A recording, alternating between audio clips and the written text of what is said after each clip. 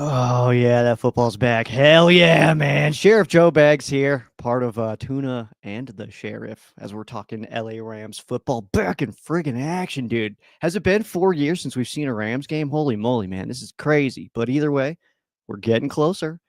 Out there. Tuna looks like he's got some stuff going on over there. How you doing, Tuna? What My did you get ADHD got distracted. Yeah, one of my favorite pins. It's a Hello Kitty Rams pin. Little Todd Gurley, little Todd Kitty, if you may. Hello, there? Gurley. Good morning, Sheriff. How are you living?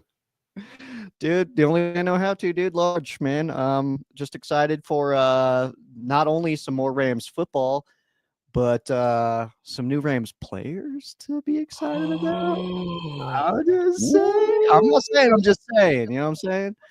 So pretty Hey, excited about man. it. We talked about it on Monday that we may or may not be adding somebody, and Boom.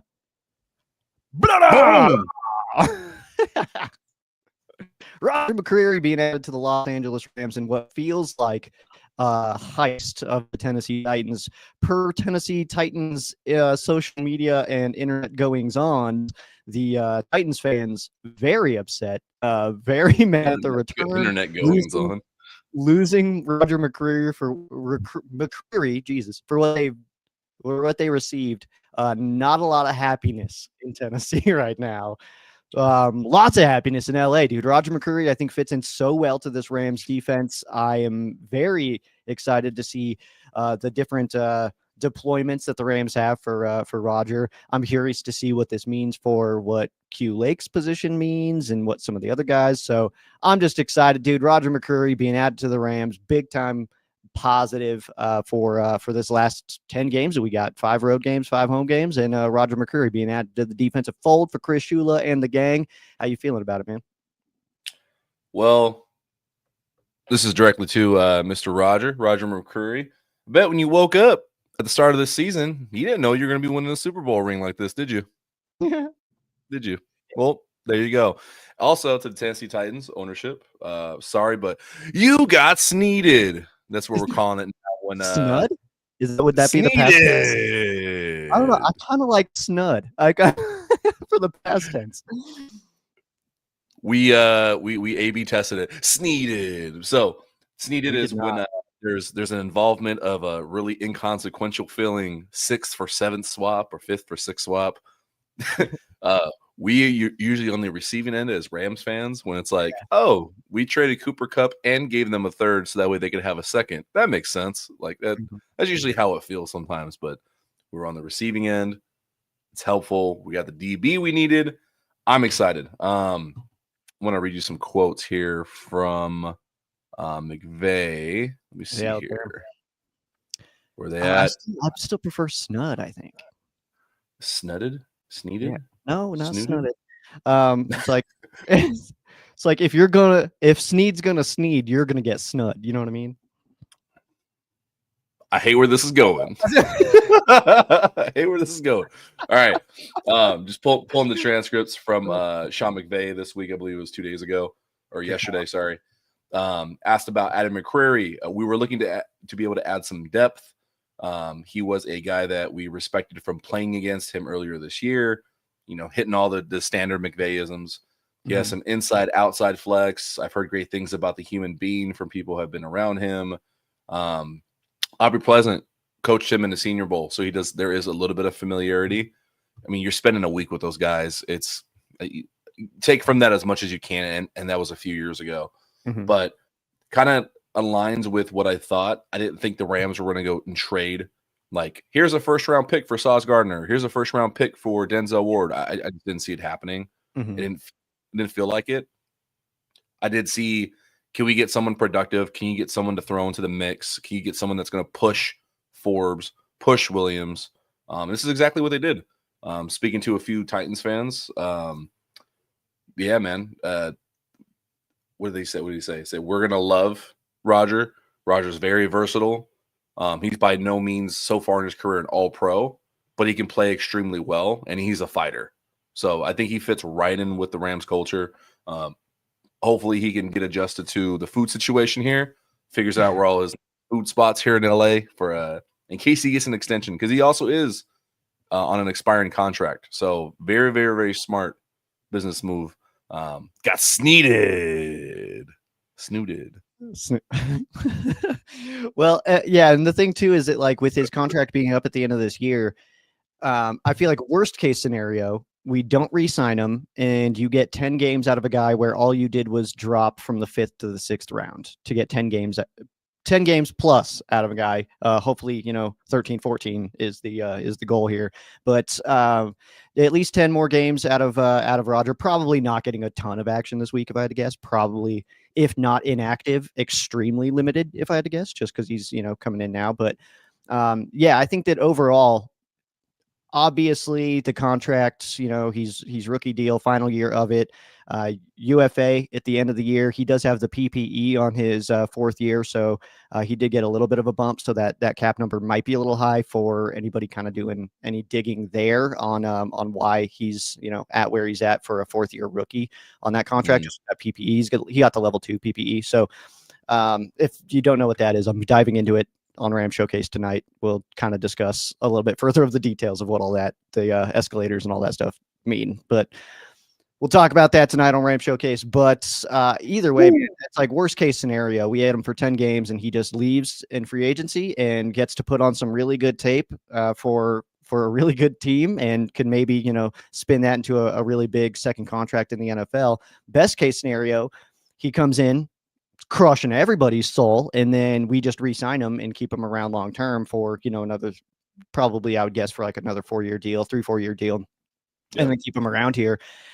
And that's a good thing too, man. And we do have a comment here kind of talking about the Ernest Jones trade to the Titans, and that's actually the 5th round pick that the Rams gave up. So it's their own pick back.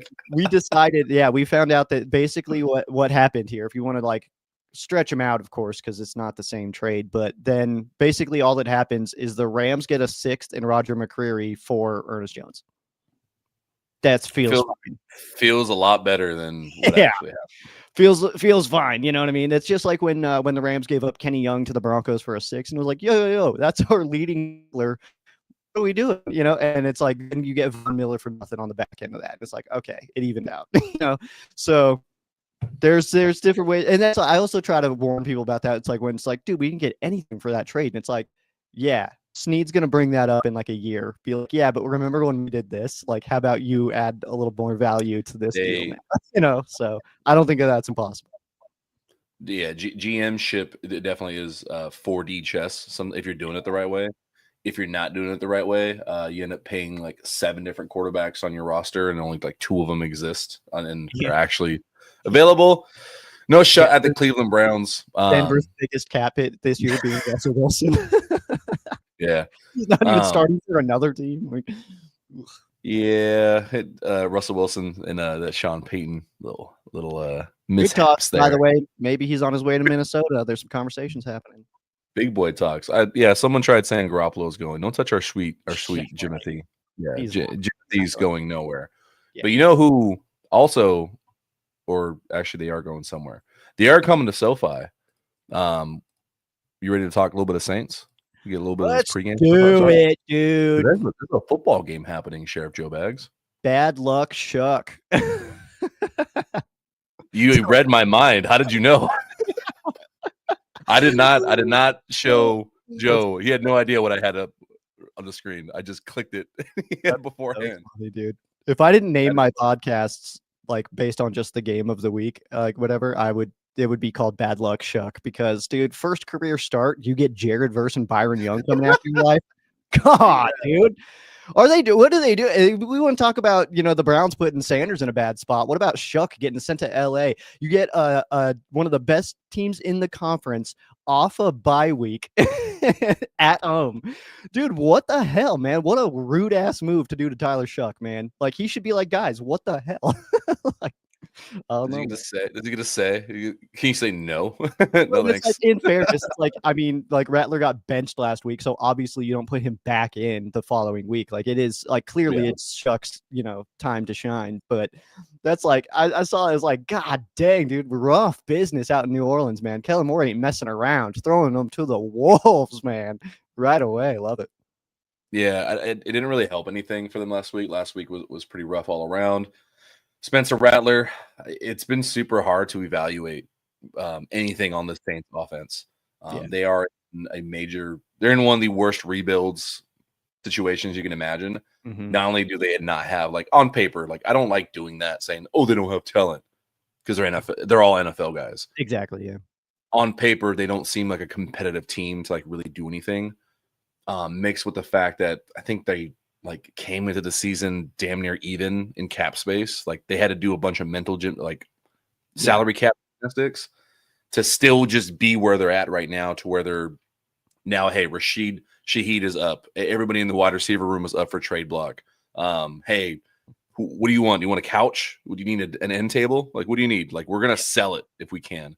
Yeah. That's the situation the Saints are in. The Rams are 14-point favorites in this game. Did you see that? Yeah.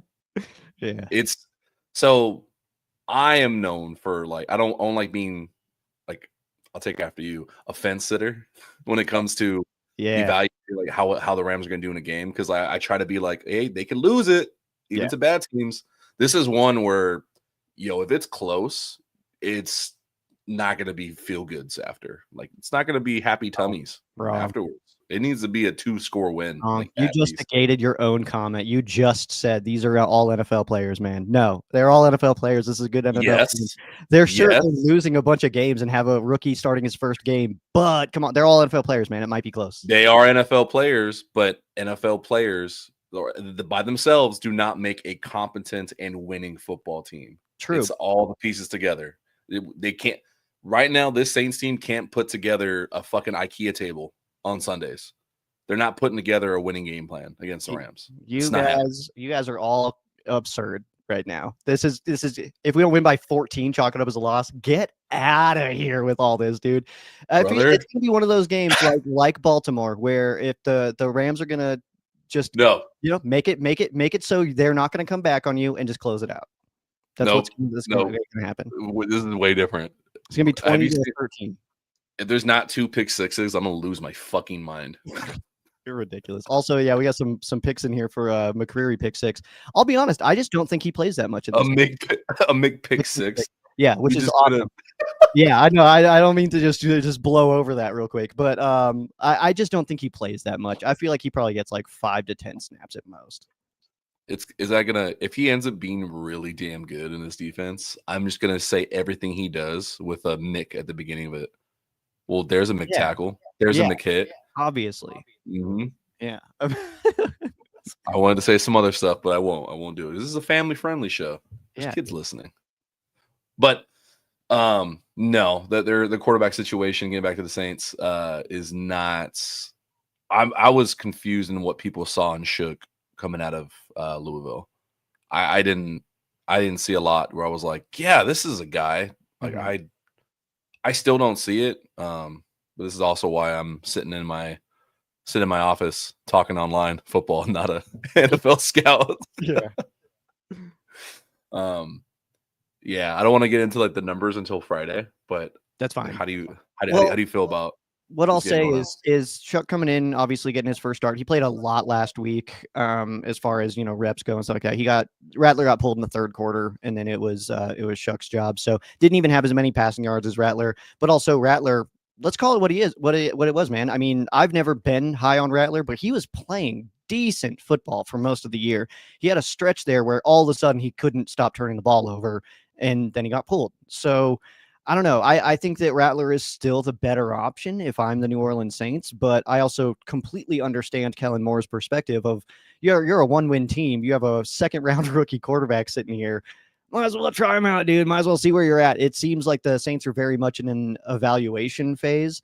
And this week specifically, right ahead of the trade deadline, we could see some really interesting stuff coming from the Saints from a evaluation perspective. And also if there's guys that are being in the conversation for trades that, maybe those guys get a little bit more limited this week. So I do feel like the Rams have a large point differential here because the over under is 43.5. But if you look at the teams specifically, Rams are like I think we're 23 and a half in the, or no, 28 and a half maybe in that. And then the Saints are 13 and a half. So they don't, like, Vegas thinks that of the points being scored, it's going to be Rams, you know. And the offense of the Saints, obviously not killers. You know what I mean? The defense is doing fine, not great, but they're doing fine. Not enough to make up for the lack of offensive explosion. But also, what the hell is going on here, man? You got Kellen Moore as your head coach, seemingly a really good coach, right? You have not great quarterbacks, but that was like, we knew that coming into the season that, like, oh, the Saints quarterback situation is the worst in the league. Like, we kind of knew that entering. They didn't do anything to help it. Nothing really. I mean, obviously you get second round quarterback, but there was options via free agency. But like you mentioned, their money situation, dead year for the Saints, essentially. So I'm kind of curious to see what this kind of means and what they'll try to pull from trades. Like you mentioned, Shaheed. I do think that that's a very real possibility. They're going to try to stack up some picks and just kind of say, like, okay, we're bummers this year, but we're going to be okay.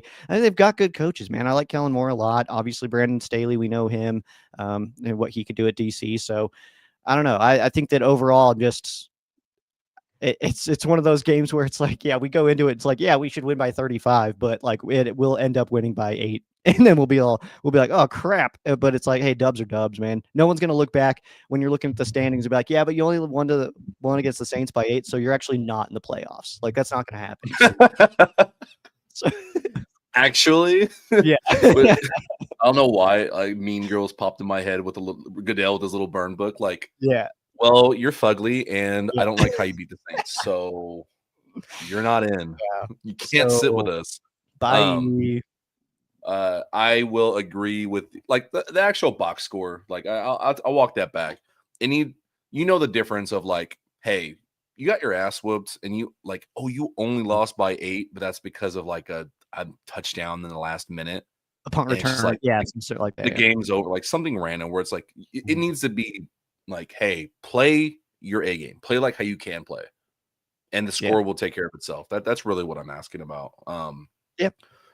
Mainly, not just because of how, I'm not gonna sit here and beat up on an NFL team, like beat up on guys. It's more about what this Rams team can do, especially with this lad back. Woo, yeah. I know a lot of people are excited. He missed that last game. He exited the Baltimore game with an ankle injury. He had a bye week, and no McVayisms.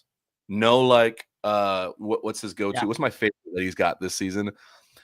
Puka's really putting himself in a position to have the opportunity to get back on the field as soon as possible, and we're feeling really good about it. He's feeling good today. We're going to see how he feels as the week goes on. Yeah. None of that. He straight up said, Puka Nacua, Rob Havenstein, back to practice. They're expecting to play Sunday. Like, clear as day. Said he's coming back. I'm happy. Matthew Stafford threw 5 touchdowns without him. You get a really bad Saints team. We'll see what could happen. Hey, actually, I just realized that's Roger McCreary in this photo. hey, dude. Guess who won in week 2, dude? You did, Roger. You can count that as a dub now. Yay! Congrats, you helped. Hell yeah. 35, by the way, for McCreary, number 35. Not my favorite. Yeah, but I have mid-season. You don't really get not a lot of numbers available. I have a good list of 35s, former 35s available, or that. Oh, do you? Yeah, you just have a running one. Well, I mean, obviously you got like I'll give you the top 2. I won't go fully into my bag here, but obviously the best 35s in Rams history: Keith Lyle and Aeneas Williams. Easy. I'm thinking of a running back. What running back wore 35? CJ Anderson. Thank you. Yep. Yeah.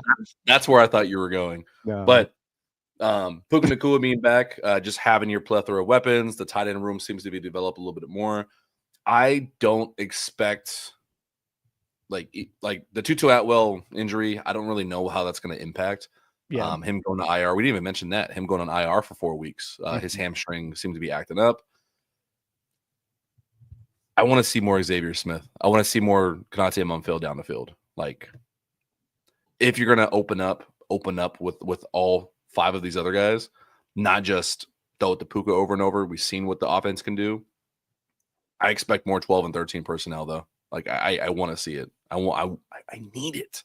I need it.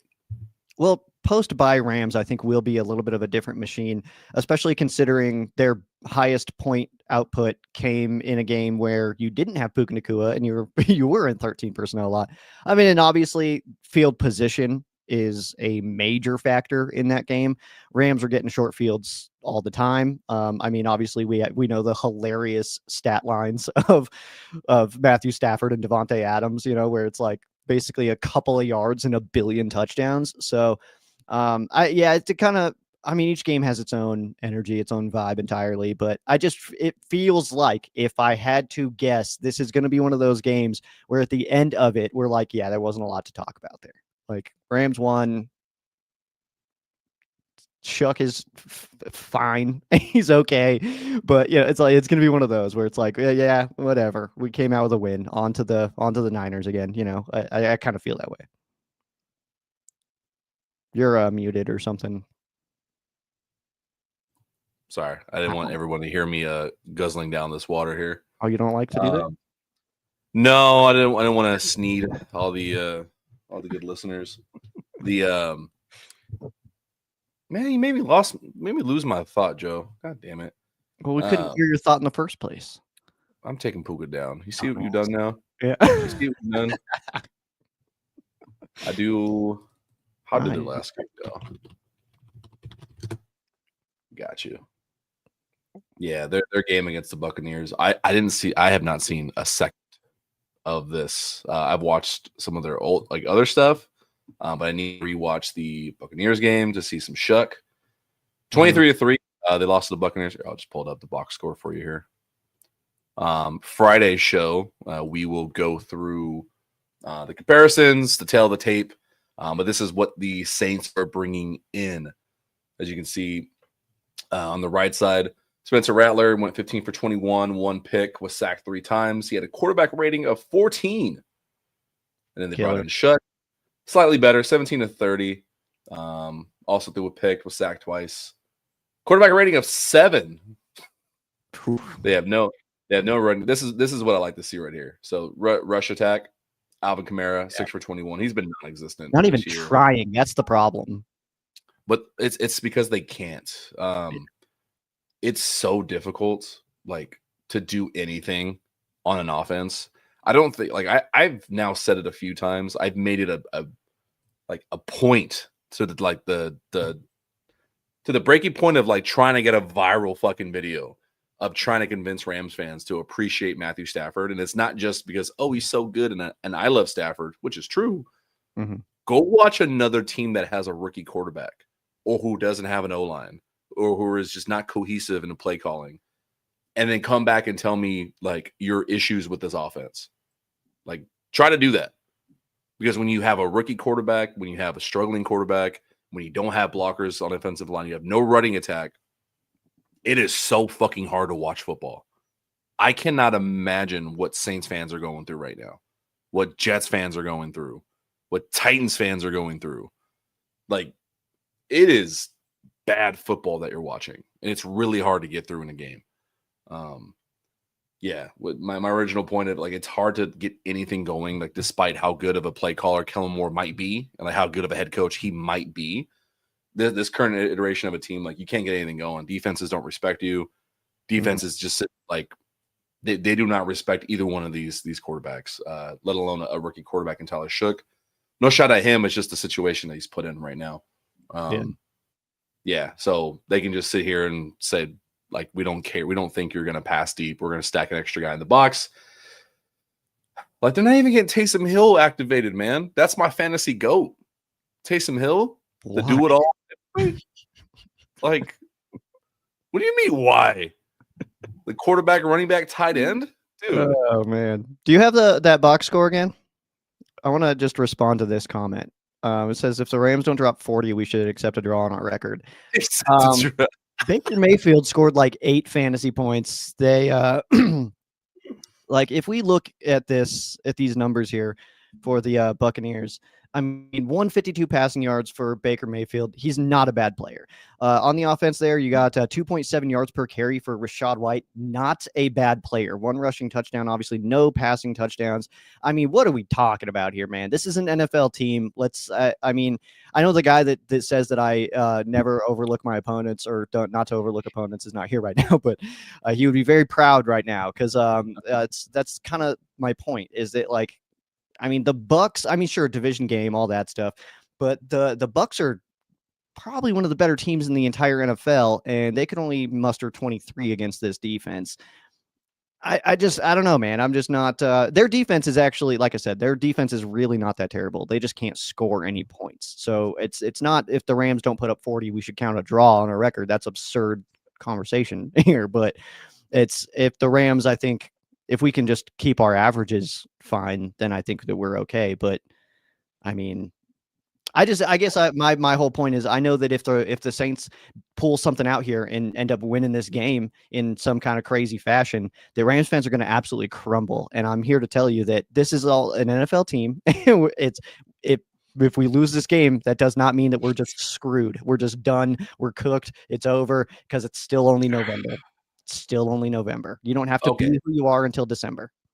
Multiple things can be true. So you are true. You are right. Mm-hmm. You lose to the Saints, you obviously can still win the Super Bowl. Yeah. Where I'm going to push back on is that I'm not going to be sitting here panicking, but I'm going to have I'm going to crash out like I did against the Niners. Like, that's a little bit different because that's a competent team. That's a well-coached team. They still have players. The Saints, the makeup is way different. Like, there's exactly. This is one of those games where, like, you can't lose at all. Like, I've got serious questions about the preparation coming out of a bye week against this team that is, like, hardly able to field a full team because of the salary cap with a Shook at quarterback. I am going to downplay like this can't lose this game. I remember no one. Yeah, man. And that's the thing is, like, and it comes down, and I'm not thinking that the Rams are going to lose this game. I'm not sitting here worried or anything. I get that. But what I'm saying is that, like, going into this game, it might, like, all indications are that the Rams are just going to beat the butt cheeks off the New Orleans Saints. But if that doesn't happen, it's fine. Like, relax. It's okay. Like, you know what I mean? And it also depends how it happens. Because if, like, the Rams are 5-2 right now, their 2 losses, one came in overtime against a division opponent, and the other came in a game that you really shouldn't have lost to the Philadelphia Eagles. You were up big on them. They came back. You kind of let them come back. So I don't anticipate the Rams losing this game, but just know that you're dealing with a rookie quarterback we don't have a lot of tape on. It's very hard to pick up tendencies when you have only less than a half of tape to look at from this quarterback. I mean, he came in a little bit against the Seahawks, but I mean, you have barely anything to look at from this guy. It's hard to pick up tendencies. We already play pretty conservative, so things are possible, man. That's all I'm saying. The times where they do try to get aggressive because it is a rookie quarterback, I can see, like, on that box score, if people didn't pay attention, by halftime, it was only 7-3 Tampa Bay. It was 0-0 at the end of the first quarter. I can see something like that happening just because we know this offense. I know, like, last game was fun, but they have had slow starts to open games. I hope that trend does keep breaking. Tampa Bay and New Orleans was a division game. Shit's always weird. Look at our division games. I could see a slow start, but ultimately, like, I wouldn't be surprised by, like, a 27-6 victory. Like, 40-0, like, it's just, I don't see it happening. Like, rarely do you see that happen. But something like this where, still winning by 14 or 20 with a very low scoring on their end. So you are right. The world's not over. Yeah. But you better fucking win this game. I'll be honest. I think as a bettor, I think I think I'll take Saints with the points. That's a lot of points. Oh, like, if I was betting, like, I'm not taking, like, a big spread. Like, that's the Rams also money lines like minus 11-20 or something like that. You're not making anything on that. So get that out of here. Like, yeah, I'm taking go Saints. Also, by the way, I'm recording tonight for the show. I gotta get going here in a minute, but I'm wearing my NFC Champions shirt from when we beat up on them Saints. Hell yeah. Sorry, I just had to get that out. Did you get it all out? I think you got a little bit. Like, it sounded like you got Yeah, that completely cleanly called game. I was Done. I'm done. I can't with you. I can't with you, bro. saw a What's clean game. happening? I don't know what you saw. What is happening? So what do we got going on? Let's go out this way. Tell the good folks what you got going on this week. Yeah, what you got? Yeah, Rams Showcase will be recorded and published tonight. Back in game preview action as the Rams are off the bye week, of course. So be sure to check that out. Will be published. Audio versions available wherever you listen to podcasts. Just search Rams Showcase. It's very easy to find. Video version on YouTube and on Facebook. Just search Rams Showcase there. And then, yeah, Tuna and the Sheriff on Friday morning, 7 a.m. We'll be getting your full game preview in as Rams taking on the Saints on Halloween. I do not have a costume. Better figure the fuck out.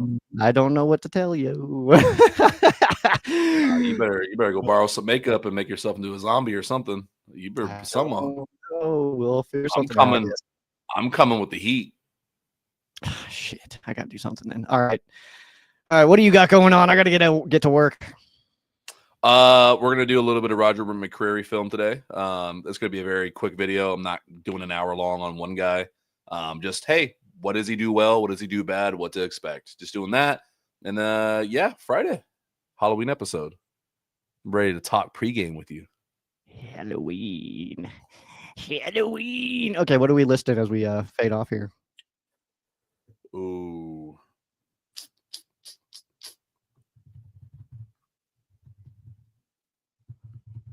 Cool. I don't know. I literally just drew a blank. It's too early to be doing this to me, bro. We'll go this. Saints Rams moments. Give it to me. What you got? Oh, it was a no call. It was a pass interference. Like you already know you already know where I'm going with this. Sean Payton ripping his that play. He's all red in the face. He's ripping his headset off. He's like, ah! That's my impression. I'll go punt return, 103 yards against the New Orleans Saints. NFL record that will probably never be broken, if I had to guess. Was it 2 years ago? If I remember this right, the win against the Saints 2 years ago, that really was part of the transition out of the slow start of the season.